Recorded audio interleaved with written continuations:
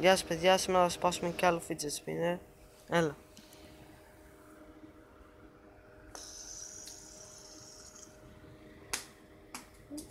Νομίζω πως δεν έπαθε τίποτα. Παιδιά, το fidget spinner δεν έπαθε τίποτα. Ούτε γρατζουνιά μιλάμε. Κάτσε μπίκλο. Όχι, έκανε λακκούβα εδώ. Αυτό τίποτα δεν είναι. Πού δεν έπαθε τίποτα. Θα το ξαναπετάξουμε άλλη μία, παιδιά. Αυτή τη φορά εγώ. Αλλά πάνε μακριά. Να το. Το πάτησες? Να. Πάλι τίποτα δεν έπαθε, παιδιά. Πάμε. Παιδιά, πάλι το fidget spinner τίποτα δεν έπαθε. Μόνο λίγο εδώ πέρα άσπρισε που βλέπετε. Και εδώ θα το σπάσω κανονικά. Το πάτησες? Ναι. Τώρα θα το πετάξω έτσι, παιδιά.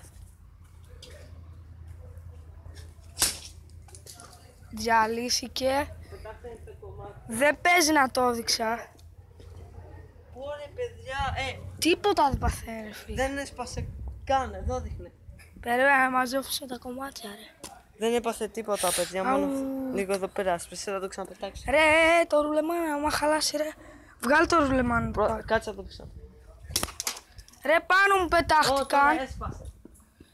Άμα χάθηκε το ρουλεμάν.